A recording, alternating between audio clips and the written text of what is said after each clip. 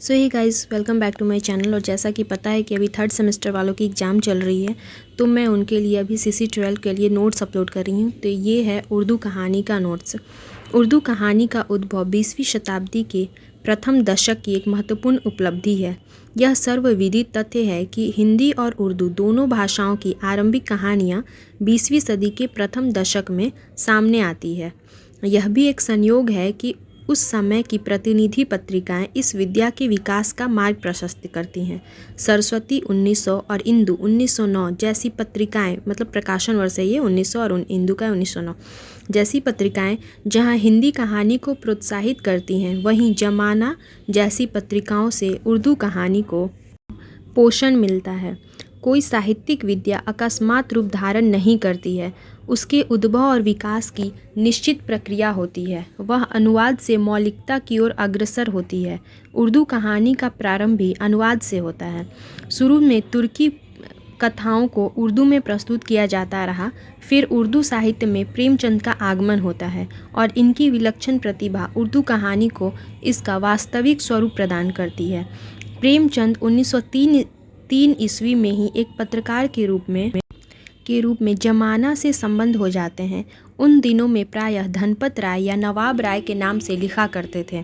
धनपत राय की पहली कहानी दुनिया का सबसे अनमोल रतन 1906 ईस्वी में जमाना पत्रिका में छपी तथा 1908 ईस्वी में सोजे वतन नामक 5 कहानियों का संग्रह प्रकाशित हुआ। 1910 ईस्वी में प्रेमचंद के रूप में सामने आते हैं अपनी एक प्रसिद्ध कहानी बड़े घर की बेटी के साथ। नियाज़ फ़तेहपुरी भी उर्दू के महत्वपूर्ण आरंभिक कहानीकार हैं।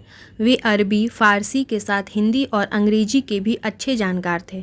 1922 ईस्वी में उन्होंने अपनी एक पत्रिका निगार नाम से आरंभ की थी। उनकी अधिकतर कहानियाँ रंगीन, रोमानी और मनोरंजक हैं और उनमें मनोभावों के विश्लेषण पर बल दिया गया है। अली अब्बास की कहानियों में राष्ट्रीयता दिखाई देती है। 1930 ईस्वी में लखनऊ से प्रकाशित समवेत कहानी संग्रह अंगारे का उर्दू कहानी के इतिहास में विशेष स्थान है। इस संग्रह की कहानियों में बुर्जुआ शोषण और यौन दमन के विरुद्ध प्रोटेस्ट था। इसमें सज्जाद ज़ाहिर, रशीद जहां, अहमद अली आदि की भी कहानियाँ संग्रहित थी। सज्जाद जहीद एक प्रभुत्व और प्रगतिशील साहित्य नेता के रूप में विख्यात रहे। भारत में प्रगतिशील लेखक संघ की स्थापना में उनकी अग्रणी भूमिका थी। रशीद जहां उर्दू की अग्रणी कथा लेखिका थी। उनकी सभी कहानी पत्र पत्रिकाओं में बिखरी पड़ी है। इनकी कहानियों में समाज की बुराइयों पर चोट किया गया है। उर्दू कहानी के इतिहास में सआदत हसन मंटो एक कालजयी नाम है। मंटो ने एक केवल उर्दू कहानी के मिजाज को बदला, अपितु उसके शिल्प में भी परिवर्तन किया है। मंटो की इस प्रवृत्ति की ओर इंगित करते हुए बलराज मेनरा ने लिखा है, मंटो ने अपनी कला को दुनिया के कोई चारों ओर कोई दीवार खड़ी नहीं की, इसलिए उस तक के वे भटके हुए, बहके हुए, बुरे और ठुकराए पात्र भी आज़ादी से पहुंच जाते हैं, जिनके लिए हमारे साहित्य, समाज और हमारे रूढ़िग्रस्त सामाजिक मूल्यों में अपने दरवाजे बंद रखे थे। मंटो का स्वयं भी कथन है, हर शहर में बदरुए और मोरियां मौजूद हैं जो शहर की गंदगी को बाहर ले जाती है। हम अगर अपने मरमरी मुसलमानों की बात कर सकते हैं तो उन मोरियों और बदरुओं का जिक्र क्यों नहीं कर सकते जो हमारे बदन का मैल पीती है। मंटो ने अपनी कहानियों में यौन भावनाओं के चित्रण पर विशेष बल दिया है। उर्दू कहानी साहित्य में कृष्णचंद्र का नाम भी उल्लेखनीय है। उन्होंने रोमानी कहानी लिखा था और सामाजिक उत्थान पर बल दिया।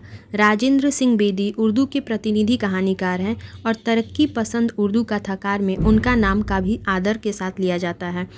हिंदी के सुप्रसिद्ध कथाकार एवं नाटककार उपेंद्रनाथ अश्क ने भी मध्य वर्ग को केंद्र में रखकर उर्दू कहानी लिखी है।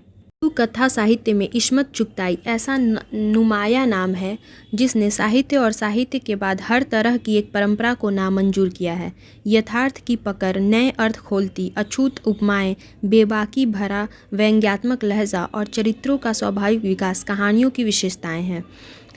प्रगतिशील कहानीकार नदीम कासिम में पहले रोमानी कहानियाँ लिखी और बाद में यथार्थ की ओर अग्रसर हुए। अतः कहानी उर्दू की सर्वाधिक लोकप्रिय विद्या है और उर्दू कहानी जीवन की हर समस्याओं को स्पर्श करती है। तो ये था आपके उर्दू कहानी का उद्भव और विकास के ऊपर मैंने नोट्स अपलोड कर दिया है, क्योंकि आपके एग्ज़ाम में लॉन्ग आंसर में ये हो सकता है आए, क्योंकि उर्दू कहानी और उर्दू हिंदी कहानी दोनों में से किसी एक का उद्भव और विकास पूछ सकता है आपको। तो इसलिए आप इसको अच्छे से पढ़ के जाएंगे और आई होप आपको मेरी ये वीडियो अच्छी लगी हो और आप कमेंट बॉक्स में बता दें कि आपको नेक्स्ट मैं किस टॉपिक पे बनाऊँ। ऐसे बहुत सारे लोगों ने कमेंट किया है, तो मैं कोशिश करूँगी कि उनको पहले मैं अपलोड कर दूँ। और चैनल पे पहली बार आए हैं तो चैनल को सब्सक्राइब कर ले और पुराने सब्सक्राइबर हैं तो चैनल को ज़रूर लाइक कर दें। मिलते हैं नेक्स्ट वीडियो में। Till then bye bye.